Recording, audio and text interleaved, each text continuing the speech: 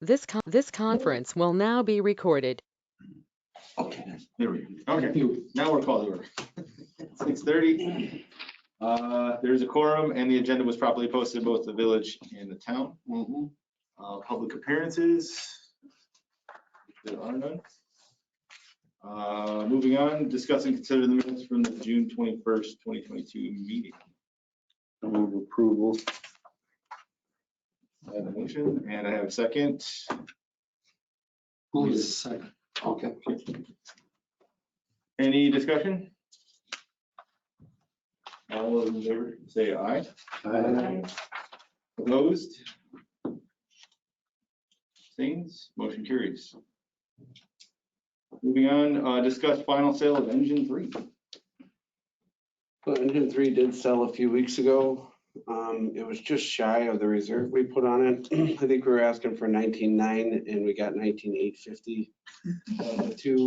We sold the 2 ground ladders that were on it separately, so that'll put us over. So we just haven't gotten the checks yet from them, but it's sold, and wish we would have gotten more for it, but at least kind of got the reserve we were looking for. So that's done. Awesome. Next, or any questions on that? Sounds like no. Discuss revisions to capital budget.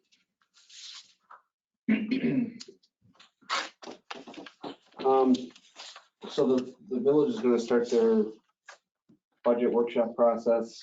So Matt asked for me to update the prices to the capital budgets because everything's so crazy nowadays. Everything's way off from what we originally written. Nothing went down. No, definitely not. So I put this revised one together. If you guys wanted to look through it, see if there's anything that we had questions about or stuff we wanted to change. I know Dave had a question about the ladder 1 replacement and the turnout gear replacement in the same year in 2028. The next agenda item, I actually wanted to talk about the ladder replacement. So we spec'd out, we didn't spec out a truck yet, but we demoed a truck with Pierce. It's a new style of aerial truck. It's what's called a mid-mount aerial. So basically the difference is that the base of the ladder is up near the cab of the truck, where our current one is at the very rear of the truck. The bucket overhangs the front end of the truck. This new style, it puts the bucket at the back of the truck. The advantages to it is that you get a longer aerial device with a shorter truck. So you get better turning radius with a longer stick on it, basically. So we demoed it. We really liked it. It was actually pretty good. So he gave us just the ballpark of what that truck was. The new price on that came out to 1.7 million. I think we originally had 1.5 figured for 2028. How do you want to talk about the ladder thing now, or do you want to keep talking about the capital thing? Let's keep talking about the capital. Okay. So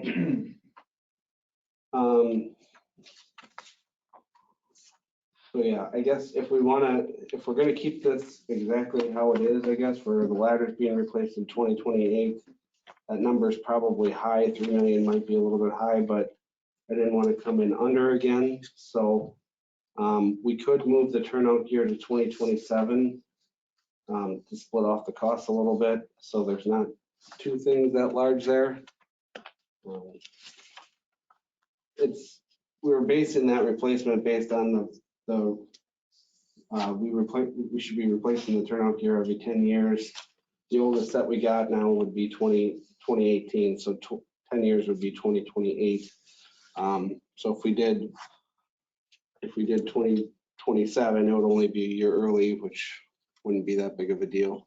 So so we can change that if you'd like. Is there any other ones that you guys were wondering about changing? Help me understand on the turnout gear. I'm cool with doing it early, right? Just to get on that cadence.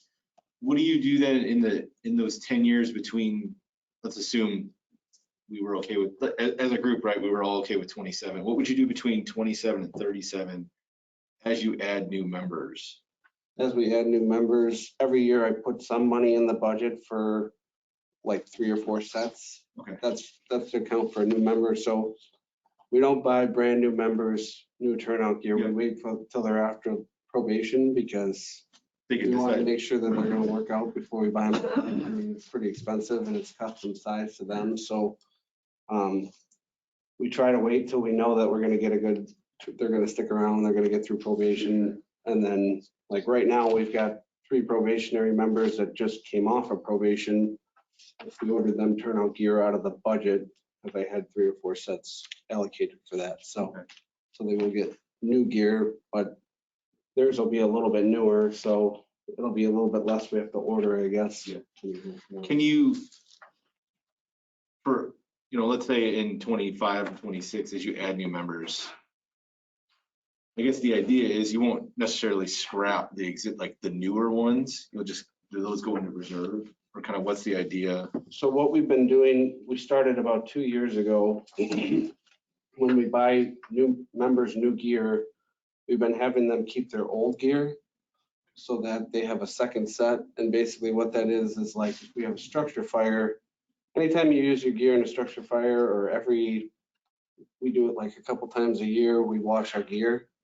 And in the past, it was like you had to get a spare set and hopefully it fit you. And if it didn't, you had to wait a couple days for your stuff to wash and dry. So we're having them keep their old stuff so that they can wash their new stuff after they get exposed to the carcinogens and still have a set to be able to respond to calls. So we're not losing a responder for a few days for gear washing. So My phone is clearly listening to me because all I see on Instagram now is like there's a couple of firms that go around and clean turnout gear. I keep seeing these Instagram ads and I'm like, how did I end up on Fire TikTok? Yeah. Or Fire Instagram, but it's listening, so. Awesome. Yeah, one of the other things we took off of there, we were originally going to do a jaws replacement for engine 4 in 2026. The association bought a set this year. That's what they fundraised for with the festival. So they bought a set, so you don't have to do that replacement. We still kept the one on there for the squad. I believe that's 2031. Because that one doesn't go on as many calls for it. It's not as big of a priority to get that done, so. And the rest of it's kind of just self-explanatory. We put that fill station in that we've been talking about. We did write grants for that, so if we end up getting a grant, then we'll take that out of there, but it's in there just in case. No Tire word replace- on the AFG grant? So I don't think we've awarded any Never. of them yet for the AFG grant, so, Everybody's waiting on pins and needles on that one. yeah. Yeah. Yeah, and the rest of it's pretty standard stuff. The tires we have to do every 7 years. So that's coming up in 2029. And 2033 is engine 4's replacement.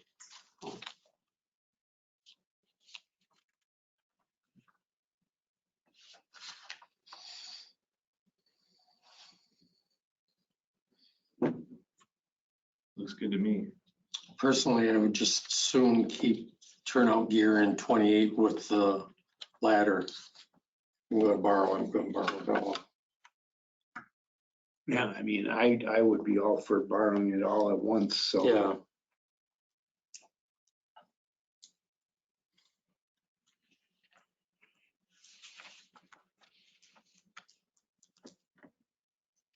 So you submitted this then? I haven't submitted it yet. I wanted you guys to see it before it got sent in. Yeah, I mean, for next year, it's fine. I think again, the only questions I had were around, years in advance from here. So, I mean, to me, it's not we might be in a completely different place fiscally between now and then. It just from my perspective, just knowing how the turnout gear and how much it get used and, Yep. Trying to get on that cycle. That's where my head was at when it came to 27.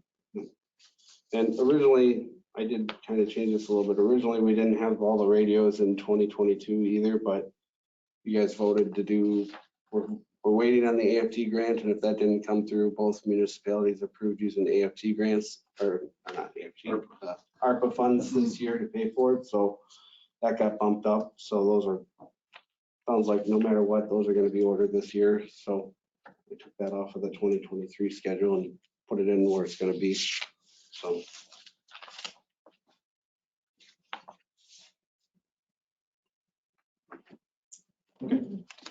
Works for me.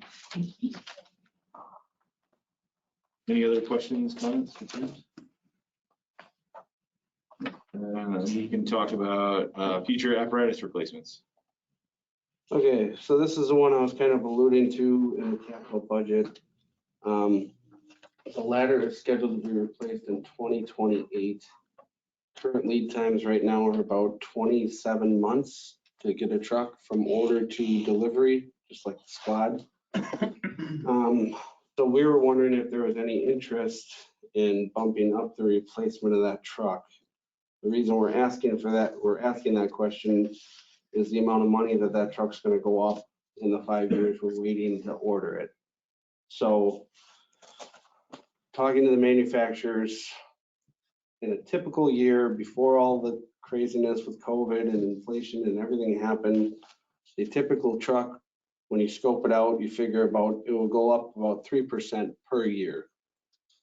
So they tell people to budget 5 just in case and there's an extra surcharge or something like that. Because of everything that's going on, they're telling people to budget 7% per year of increase right now. So I ran some numbers.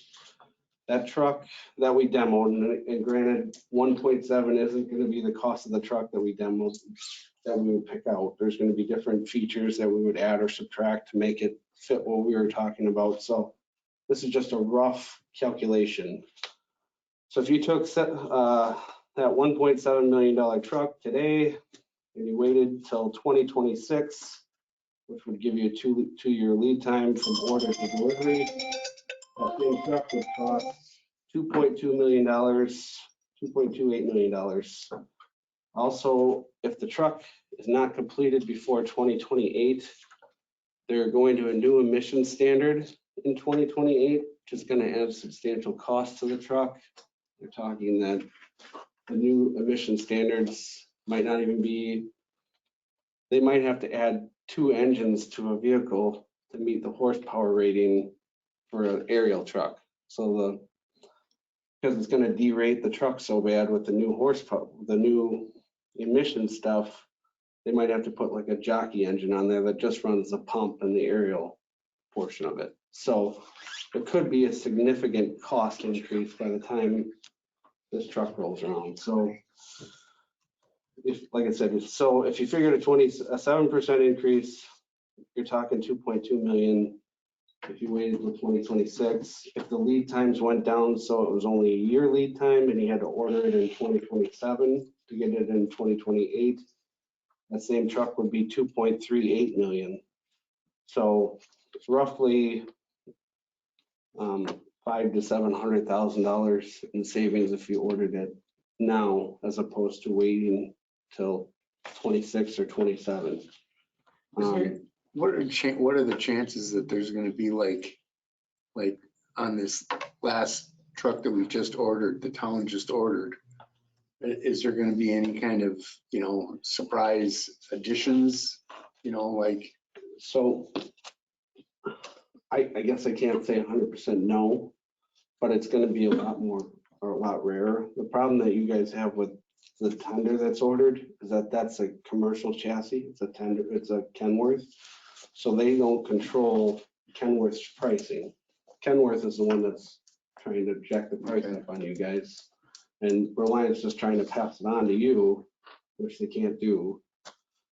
So because the aerial is completely made by Pierce, they control all the pricing. They don't, so a custom apparatus like that shouldn't be affected by the same problems that you're seeing with that truck. Can I just ask, this is gonna sound crazy because it sounds crazy in my head. Will Pierce's electric trucks by 27, 28, will they have a ladder truck by then, or it's just, because I know Madison has an engine, right? I'm just curious, I- technology wise, yes, the space and Anything's everything. possible, but I don't know if it would or not. You know, ladder's a lot different than an engine because of the horsepower, the weight. Yep. You know, just to put it in perspective, our current ladder weighs 76,000 pounds. That engine that Madison has is probably like 35,000 pounds, so it's over double the weight. Yep. It's just, the power rating isn't quite there yet. Maybe they will have more. The disadvantage to going to the electric is that you have to completely redo the power supply coming to the building to handle the charger. Okay. So they don't really talk about that part of it because MG&E did that for free for Madison as a, Sure. you know. The things they don't tell you. That makes sense. I think to put the charging system in is over 100,000 just by itself, just for the cost of the charger plus having the electrical feed changed to the building. So I mean, there is, that makes sense. I mean, it's new technology, right? So Yeah. it's, I mean, it might be there, it might not, I don't know. Even the electric trucks still use a diesel engine. They just have a smaller diesel engine so that when the batteries start to go dead, the diesel starts up and tries to recharge the batteries. So there's no 100% electric fire truck yet. sure. Makes sense. So I had to ask. those numbers I gave you, that was at 7%. That's the very worst case. It might get better. It might not. I don't know. I ran those same numbers at 5%. If you did 5%, if you ordered it in 2026, you're talking 2.066 million. 2027 would be 2.16 million. And if it were standard 3%, it wouldn't be nearly as bad. It'd be 1.9 million in 2026 and 1.97 in 2027. So there is some cost to be saved if you guys ordered it early, but nobody was planning on ordering it 5 years early. So there is that downside. You guys could do cash on delivery like you've done with all the other trucks. So if you ordered it, we'd have to build it. It would probably be the end of this year before you'd even get it ordered. That would put it here late 2025, sometime 2026. So that would be 2 years earlier than you guys are thinking. You guys were originally budgeting for. But for the amount of money you might save, it may be worth looking into, I guess. So. I just dislike the idea of buying so many trucks so close together. I We agree. did it with ambulances, and I don't want to make the same mistake again. Yep. And with the last batch of trucks that we bought, there were Yep. boom, boom, boom. And, you know, it gets to be a case of diminishing returns going forward because when you're lopping out that much money, who knows what, the way interest rates are going up too, you might, you know, end up spending just as much by buying it early as you would paying the interest off on it. Right. Yeah, I just brought it forward. It's something Yeah, no, I appreciate you putting all the So- numbers together, but I The just, truck that we currently have is still a good truck. I mean, this year it's had quite a few repairs this year, but it's a 20-year-old truck. I mean, it's to be expected. So, I know there's discussions going on amongst elected officials in some of the smaller villages and some of the fire districts, especially on the west side of the county, that why do we need so many ladder trucks? Why does every fire department has to have a ladder truck? Yeah. And, you know, I mean, it's as close as, well, we might be in a little bit different situation here because of the fact we're kind of away from, you know, the metropolises, you know, more so than it's like, say, Verona or Middleton or whatever. You know, Madison, what, has 3 or 4 ladders? they've got quite a few. Yeah, okay. Verona's got 2 ladders now, I understand, or Middleton's got 2. Anyway, somebody out in the west side in a smaller village or city, excuse me, has 2 ladders or is about to get 2 ladders. So you get a really heavy concentration of ladder trucks. That's what you got mutual aid for. If you know you got something bad happening, throw out that box alarm, get, your heavy equipment here and Stoughton's got a ladder, correct? They're Sun looking Prairie's at- got a ladder. Marshall have one?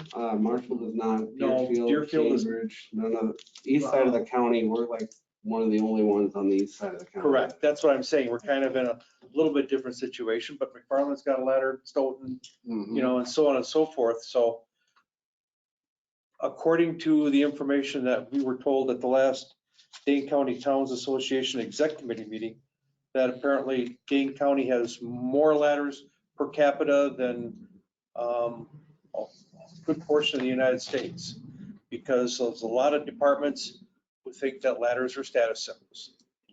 I'm just, from the standpoint, we've got a ladder, we're something here, whether you definitely need it or not, or if it's a nice thing to have. So I'm not suggesting that we get rid of our ladder or anything else like that, but I just think that as these discussions amongst, the cities and villages in the county here continue to evolve, there may be some ladders going away. There may be some areas that decide to get rid of a ladder because they've got the mutual aid and they're close enough to go ahead and back them up. So Has there been any discussion, amongst fire chiefs in this area about trying to combine ladder services or ladder? Not not that I'm aware of. There's one department. I think that's probably the last place that. No, I'm just. No, I know, you're right. No, I agree. I agree with you. But I'm just saying it'd be the politicians before the fire folks, Not really. There is discussion, like I said, by one department that wants to make a county-wide fire EMS service. That talk's been going on for a That's very been going long on time. for a long time, and I don't think you're ever gonna really get that to go through, just because when you make something that large, there's big gaps. You think there's a lot of cost savings to be had, which there could be if you got rid of apparatus, but when you get rid of apparatus, then there's gaps. Takes a long time to get another truck in from another area to cover that gap. Janesville was doing the thing with Milton. Janesville was taking care of Milton. Well, that's the example I'll use. So they made a district in Janesville and Milton. And what was happening was that in Milton and all the 7 towns that they have under contract, they just put one engine in Milton, no ambulance. So any of those 7 municipalities, they had to wait for an ambulance to come from Janesville. And then because they were in the district with Janesville was telling those municipalities what they had to have in the truck, like what kind of an engine they had to build, the cost. They had really no say over anything other than we're paying you to come do our service, but it's probably not as good a service as having what you already have, basically. So, what's the one that O'Connell formed? Western Lakes formed a district, and thinking it was going to save a lot of money, and they had to go back to referendum because they couldn't afford it. They had to get more money, because it cost a lot more than they thought. The savings wasn't there. So there is other ways to do it, but is it going to be what you're looking for? Is the service going to be a good service? Are you going to be paying a lot more for less? There's a lot of questions to it.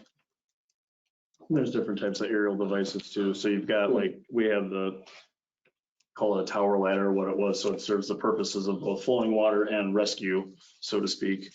Whereas some departments, when you're talking, Steve, about people adding 2, sometimes they call it a stick. So it doesn't have a bucket on it. It's a ladder. It's just a ladder or a snorkel, so to speak. So it has a water application device on the end of it, a big nozzle, so you can flow a bunch of water, and it's got a ladder, but it essentially doesn't have the bucket on it. So a lot of Mount Horeb was the Quint idea, where all the trucks were engine, sticks, ladders. they could kind of do everything. A lot of money to do that now, but do we need that? I think we're Really comes down to your needs analysis Right. and looking at your municipalities and looking at the type of occupancies you have or the structures you have and going, what type of apparatus and equipment do we need in our municipality? What do we need here? What do we want to have to respond? And what is our hazard assessment and our target hazards? What equipment do our responders need to work effectively? To fight the fires and to do response and rescue. And so when you look at that and like, what's our fastest approach? How effective are they going to be? What equipment do they need? That's what we need to be looking at is how you're going to help your constituents and your responders. And I think that's what you guys should be focusing on.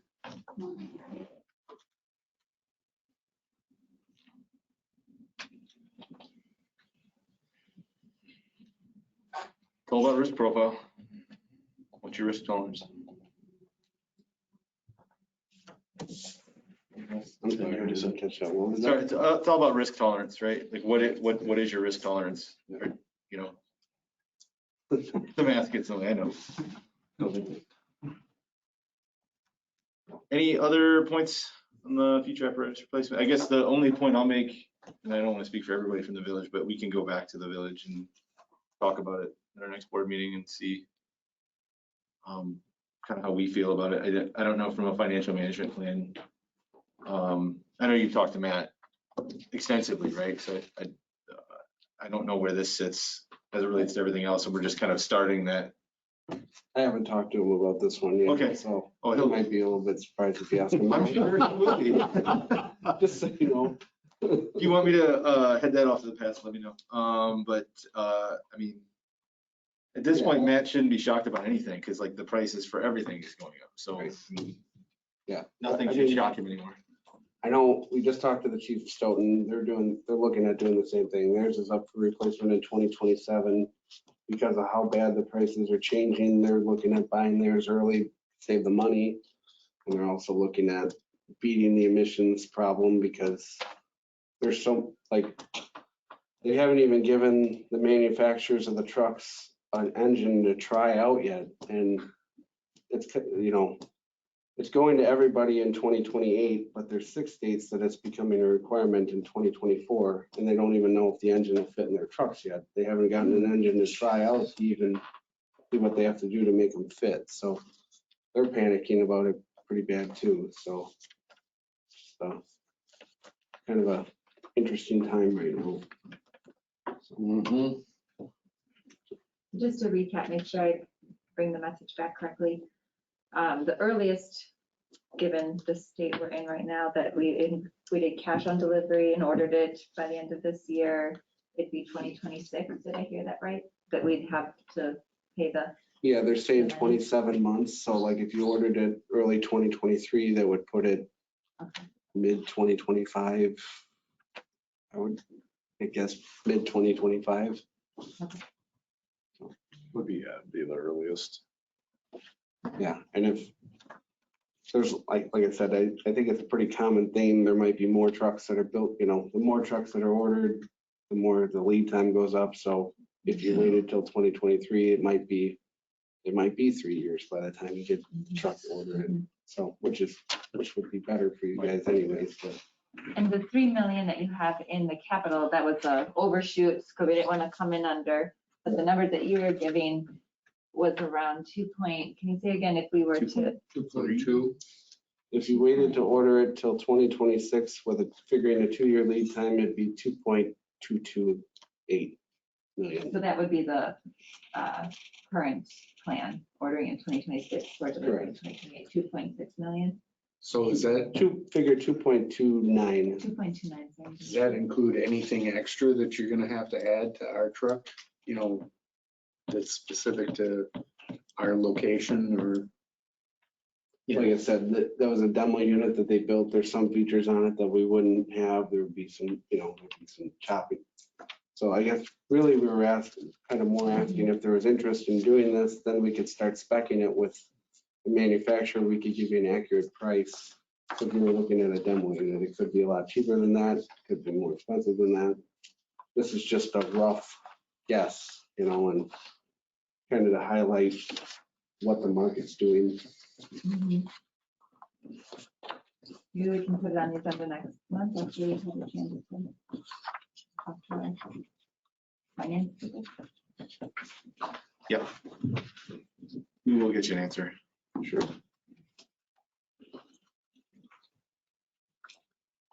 Okay.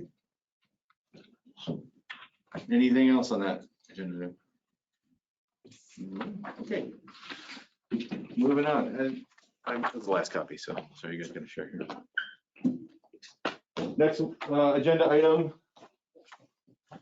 Got a few things about the agreement we've been working on. Discuss and consider financial management responsibilities and audit. So what I did in the stapled sheet that I gave you, it should be in order, the next 3 agenda items. Just wanted to talk through the verbiage. This section, I won't read it verbatim, but it's essentially who's going to handle the accounting and then audit requests. Our attorney did the accounting section, and then I tried my poor man's legalese for the audit. I'll have to work with Rick to get it further fleshed out and probably more correct legalese. But again, I put that audit section in there just for the sake of conversation today. Give you a minute to read it. Why What would you portion- ever audit it? Yeah. What portion of the fire department would you audit? So from, as I understand it in talking with our attorney, right, today in the current agreement, it states that the village should handle day-to-day deposits and disbursements, but the town's been doing that for unknown amount of years. Since we had joint police. Correct. There's been some conversation within the village, on the village board. We want to put it in writing, right, that the town might as well just put it in stone, right, that you guys handle the day-to-day deposits and disbursements. From there was a question around, well, you know, since you guys do the books, how, like, there's an audit that you guys are required to do every year as just as a town entity, right? Right, yep, we do our audit every year. Yep. That then led to, well, you know, can we do an audit? So you're gonna do an audit of our audit? Be an audit of the books, right? And again, working through the legalese here, I'm just trying to, from a layman's perspective, is there any interest or appetite, or, you know, would that be allowed if we could do an audit of the books? For the fire department, not the whole town. Correct, for the fire department. Let me be super clear. This is And just about the we, fire the department. 3 of us would be doing the audit. No, it'd be a third. We would have a It's professional more than likely to be auditor. Baker Tilly. more than Right. likely. So, I guess my biggest question is why? Because when we bill you, we give you a copy of the bill and you take your percentage. Let me just take some notes.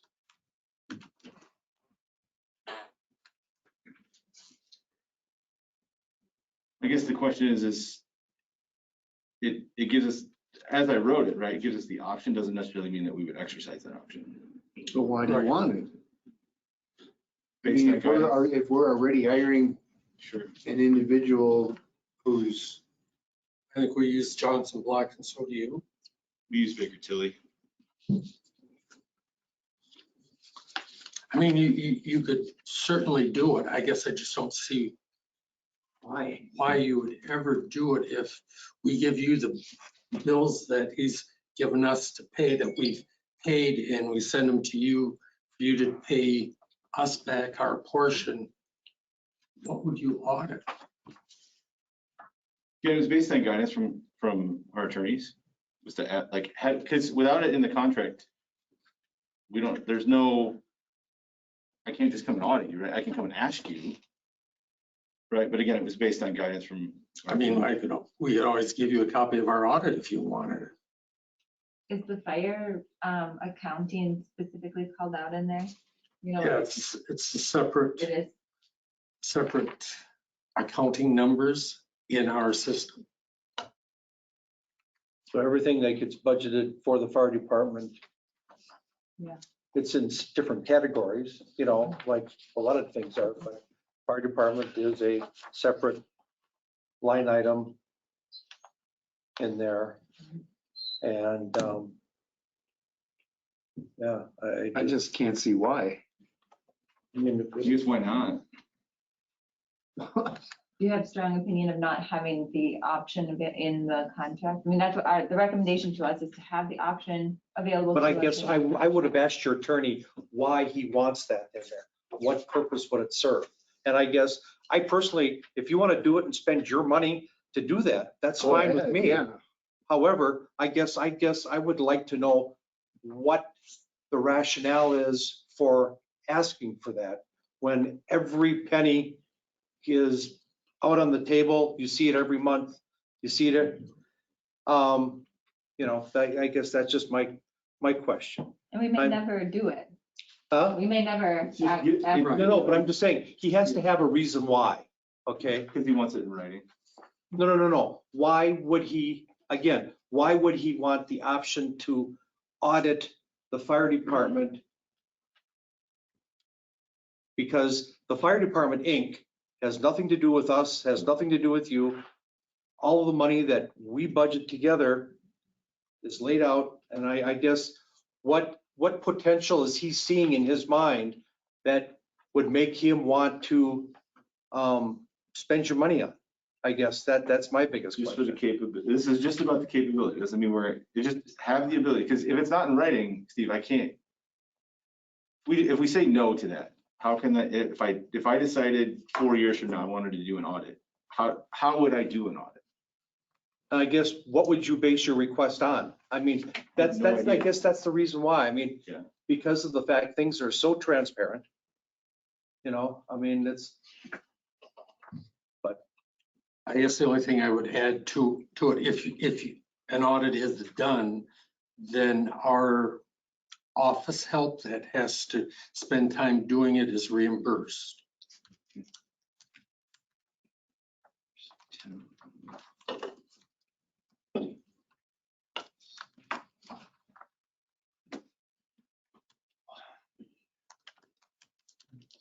Okay. All right, I've added that too. And again, we'll flush this out, right? Based on attorney's edits.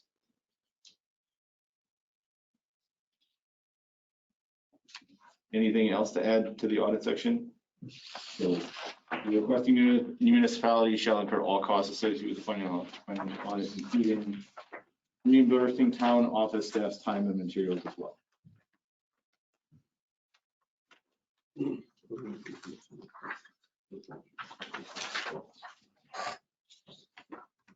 Let's do this one, 30%.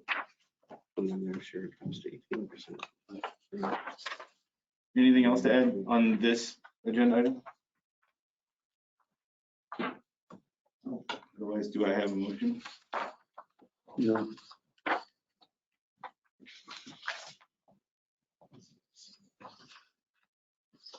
Chris, I can send you the copy after this too.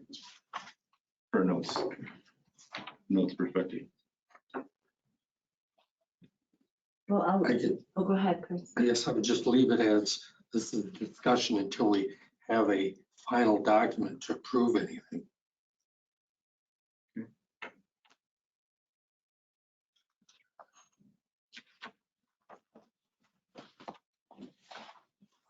You just want to table it or do you want to? I move we table it. The audit part? audit part, I mean, the whole thing, I mean, actually, you know, we just have questions on why you want the audit and, you know, I just would rather rather than approve it now partially, why not just wait?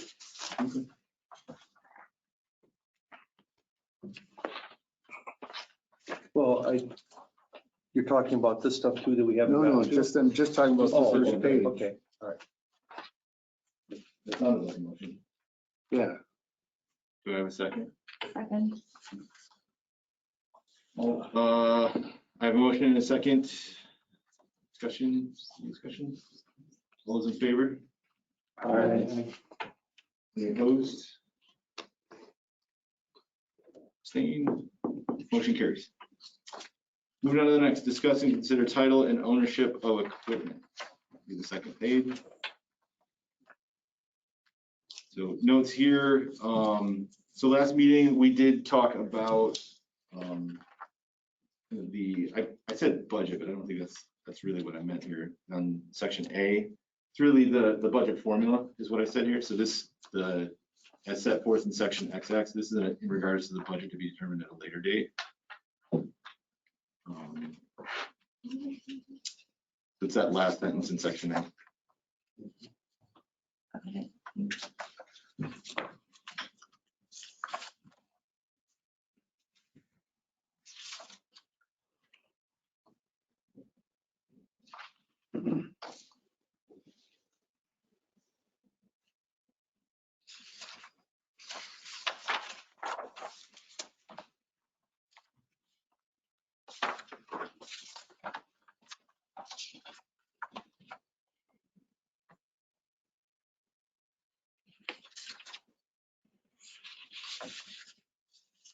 Yeah, it should be budget formula, not budget.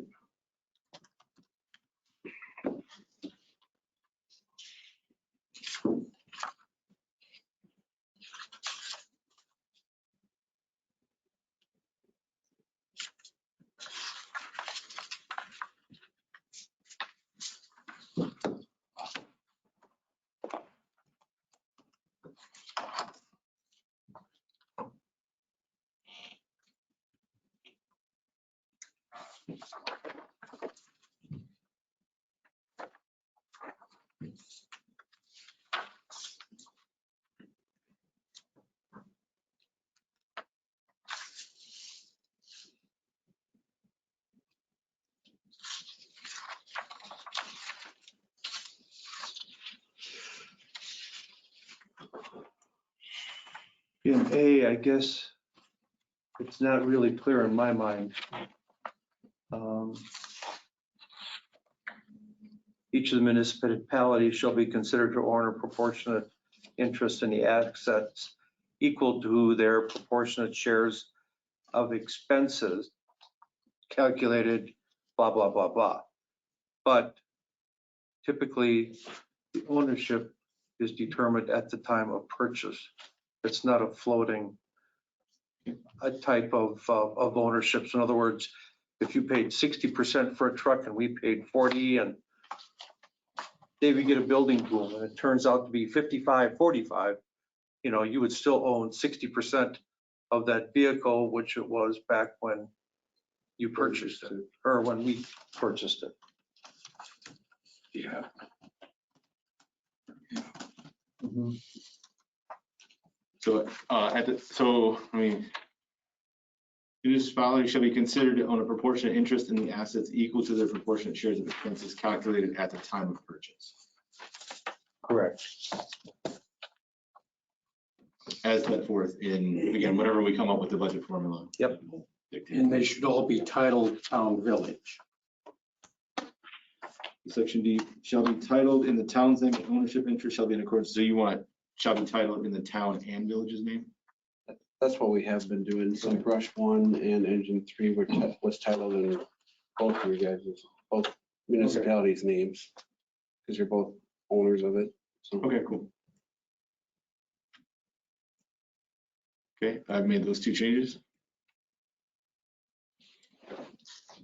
And then I guess in C, I would also add, say, the division of funds from a disposition of assets. Based on what you pay. What percentages when it's purchased? Purchased, yeah.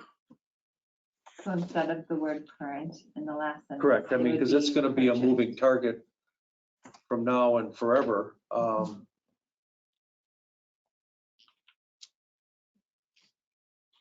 gonna just remove current basis of their proportionate shares as provided in section A. Section A dictates ownership, and that talks about at the time of purchase. Correct. I struck current then. And the A and C. Disregard the C part.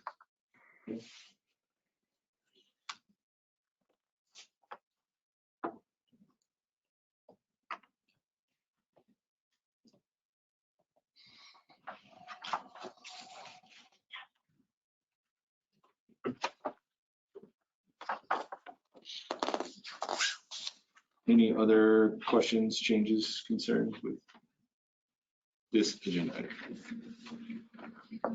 Otherwise, I will entertain a motion. Motion to table. Second. I have a motion and a second. Table until Get to file everything. I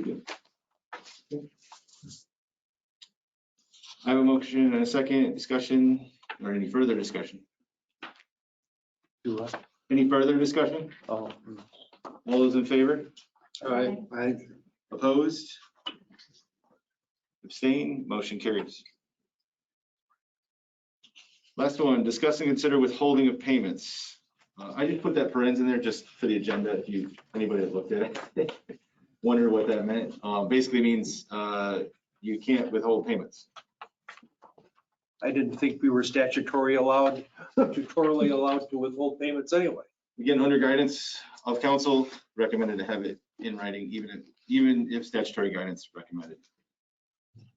So if you're gonna put this in there, then you should also put in a penalty. If you do withhold payment, 1% per month, 12% annually. Penalty of 1% per month. Sure, should be 1.5% because the way inflation's going. It should Maybe be make it something. two facetious. Yeah, Yeah, make the number whatever you want it to be. It should be something. I agree. Penalty of 1% per month, and you said how much? Or 12% a year if it ever, Gosh, I would hope not. yeah.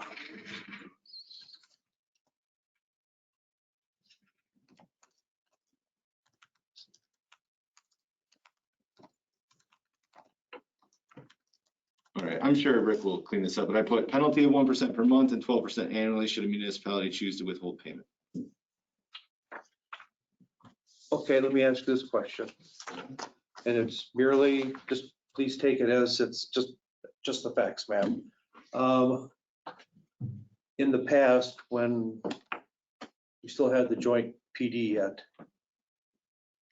the predecessors in the office were poor at best about paying bills. Okay, I mean, and there was how time 60 days, 90 days, some of our invoices weren't paid. This is coming from the village itself, okay? No, it was the other way around. They'd take 90 days to bill us. So that we couldn't look at our P&Ls. P&L and see where we were. That's right. Okay, let me rephrase that. But anyway, is there, as long as we're thinking about that, I mean, right now, it would fall back on us if we failed to get you our stuff timely. You want to put some language in there about prompt billing, I mean, there's no, either way, I mean, if for some reason down the road, you guys take it over from us or whatever, I mean, there shouldn't be any reason why there shouldn't be timely exchange of invoices back and forth. Yeah, on the first page, it does talk about payment to be made within 30 days of receiving the invoice, but maybe to your point, we would put something in there about receiving the invoice timely. Is that what I'm hearing? I think that's what he's saying. Yeah, Would I it mean, is be- 30 days unreasonable? Well, that was for 30 days That's already in the accounting section. Payment. for payment, Yeah, but I don't know what you think is reasonable for invoicing on a quarterly basis. How many weeks after or days after the quarter ends would you invoice? I think we were always looking to have them by if it was May's bills, we would have it by June, our second meeting. it would come in within 30 days, but our next board meeting, we would take it up then. Yeah, we'd be able to see what it was. So if we were to put in here that we would receive an invoice within 14 days of the quarter ending? That's, my head's at, like, are we talking about quarterly billing, monthly? Well, they do quarterly billing, at least that's what is on this. Yeah. So every quarter, at the end of the quarter, how many days after the quarter ends would we expect an invoice? I'd say 14 or 15 days. Okay, is that Something like reasonable to that. put in the contract? Do you feel comfortable with 15 days, let's say? Yeah, Within 15 days and then payment made within 30 days? Say that one more time, Sarah, no. Oh, boy. I'm just gonna write it myself, but I forgot it. Or you write it down and then we can send it to Well, you. so basically, where it talks about proportion of cost will be paid to the town quarterly, maybe, I don't know, in parentheses, I have in my mind, invoiced within 15 days of quarter ending. Somewhere in that paragraph. I mean, you know the treasurer better than I. You know, tell them to get it done. huh? You tell them to get it done. Okay. What you get paid for. Just do your job. We gave it a big raise.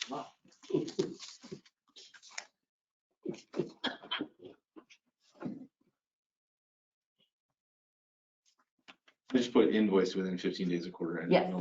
Well, I'll let Rick they fix can it. put it in whatever sentence makes sense. Okay. So I added that to the accounting section and then I have the penalty in here. Do I have a motion? Is there a penalty for late payment or Oh, good call. I don't know if they just said- Well, you guys said penalty of 1% per month if we withhold payment. Well, I guess that would apply for late. Are we still late? You don't bill us That's what I thought. anymore. That's what I thought. So, We got rid of that problem when the police went all to you. okay. I guess then, no. Sure. I don't know, it'd be up to you guys if you want to charge a penalty fee for late payment.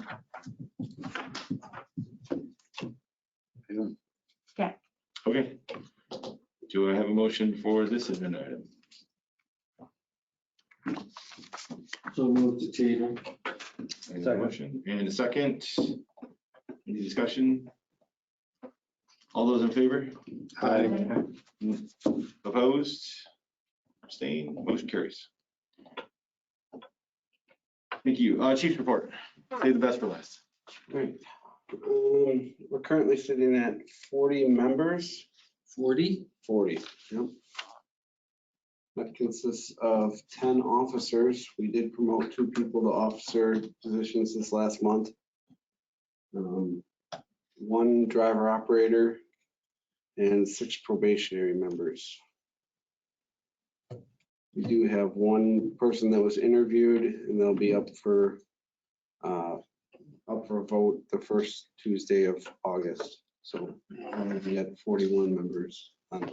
Chief, can I just ask, when you say there's 1 driver operator, do they only drive and operate? That's why you separate them out? They're not going into the fires? Yeah, it's a special position we created because there was some older members that they didn't want to crawl through fire and do all the physical demands of that. So but they wanted to help. So they knew how to drive big trucks and they figured we'll take whatever we can get, obviously. So. Do you have to have a CDL to drive fire truck? No, Wisconsin has an exemption for, you don't have to have a CDL because of the Wisconsin exemption, but in order to be able to operate on a fire ground, like operating the pump, you have to have taken the state class, which we've already sent that member through. That's so. No, I just was curious if in general you need to do numbers. Thank you. Let's see, an update on the island that was supposed to be worked on mid-July, and you can see the island's still standing, so that didn't happen. They're gonna get to us when they can get to us. It's a pretty small job, but we're signed and locked in, so our price isn't gonna change. It's not really a huge rush or anything though either, so.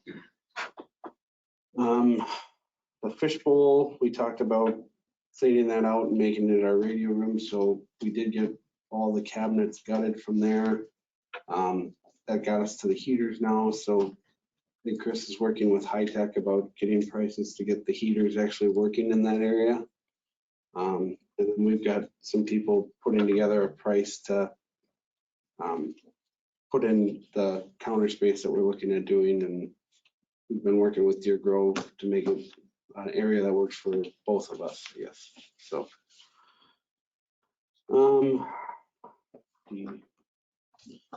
We are sitting at a 169 calls for the year. The breakdown for that is 43 in the town of Cottage Grove, 24 in the town of Pleasant Springs, 74 in the village of Cottage Grove, and 28 mutual aid. When we broke down the numbers, as you can see, the village calls are obviously significantly higher right now. We did find that 23% of all of our calls in the village are just for Cottage Grove Commons. Cottage Grove Commons? The Cottage Grove, all that project. I called down across from Culver's. Yeah. Yep. So I think it's 14 buildings. So 23% of all of our calls in the village are from there. Of that 23%, 3 of them were legitimate calls. The rest were false alarms on their systems or people calling us because they couldn't get a hold of their maintenance person. What? So, For real? yeah. Did you get the system false alarms fixed with them, or are they still false alarming? So we met with them. We did what we did is went through and did our NFPA 1 inspections that we do twice a year in all of the buildings. So we came up with a list of all the issues in those buildings.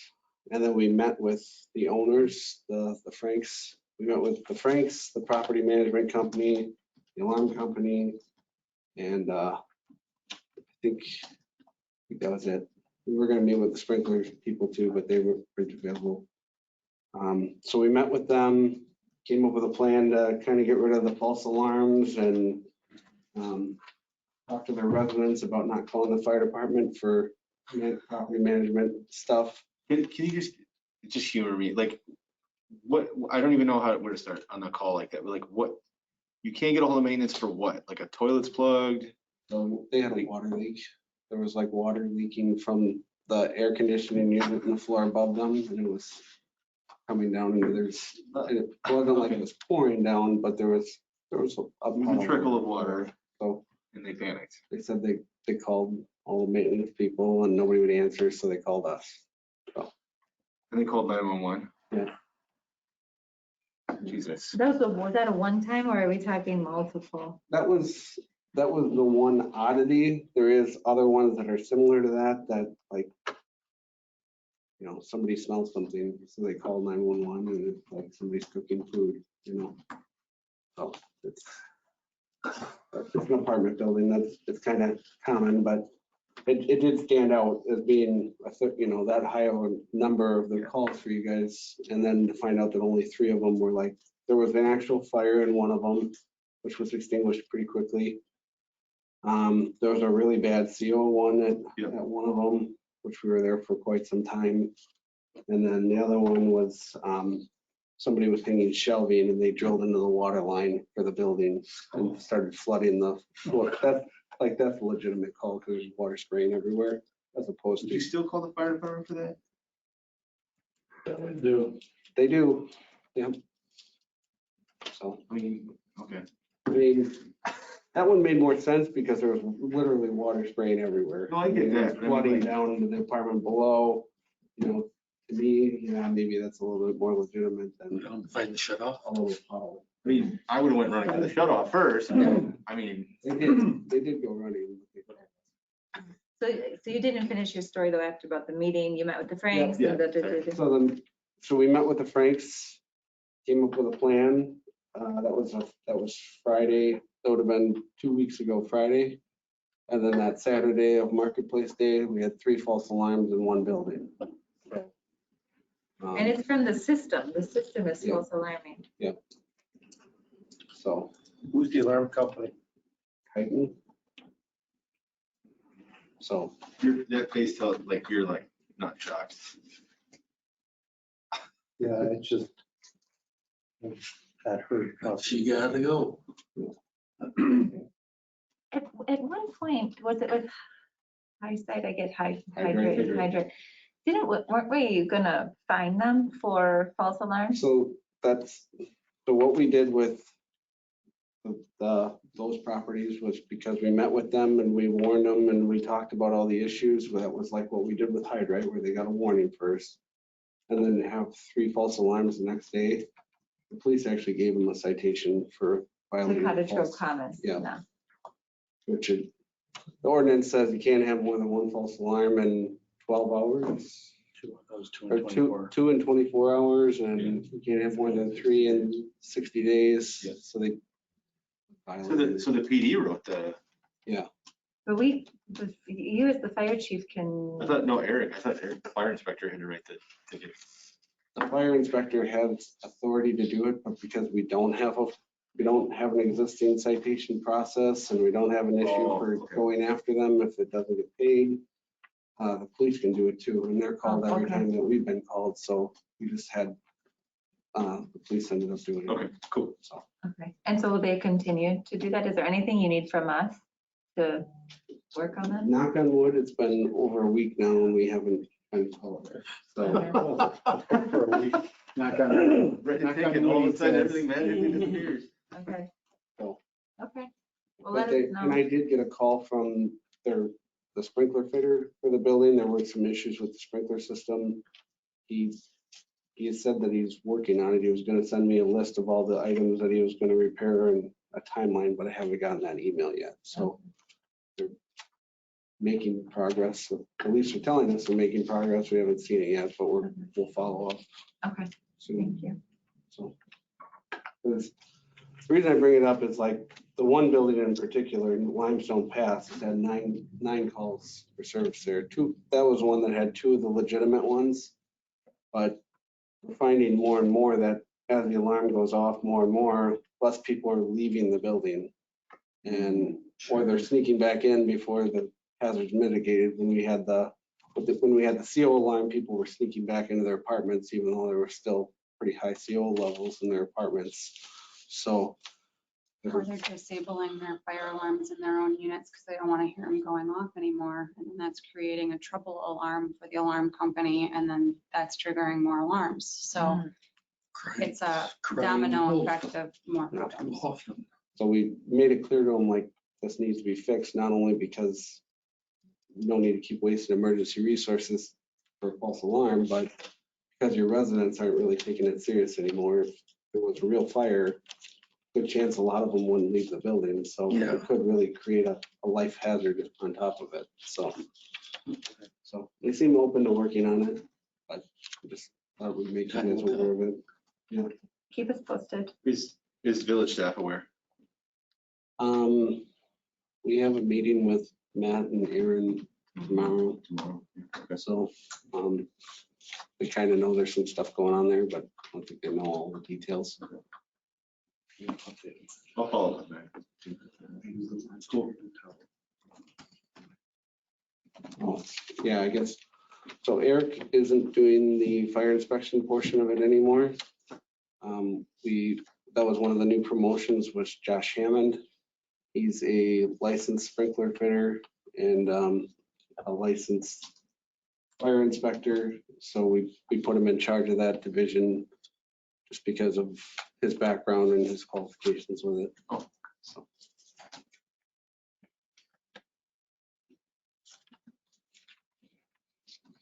Cool. Thank you, Chief. Any other questions for Chief? Moving on, next meeting date. 24th? 9/26. Yeah, 26. It's the last Monday. You do the 5th? There's 5 in August. Oh. Yeah. August. 22? 22 or 29. Let's do 22. Sure, for me, I think. So 8/22. Monday, August 22nd at 6:30. Next Grove Town Hall. That work for everybody? It does. Future agenda items. We'll have some more agreement stuff. Chief's report. Anything else anybody wants to add? Can we specifically talk about ownership of all of the fire trucks? Yep, that was on my list anyways. Okay. Beat you to it.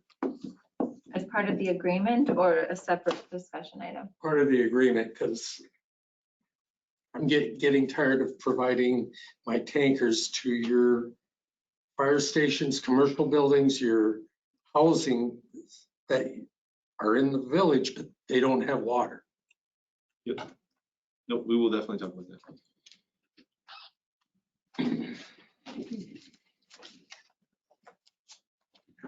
Thank you for that. Last agenda item. I move we adjourn. Second.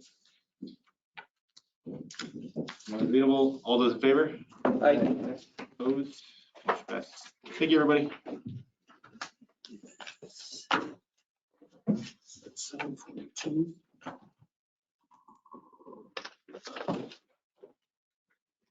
7:37. 7:37.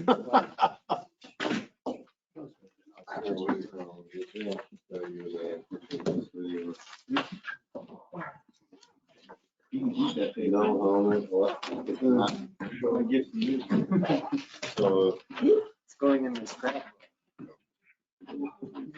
for you.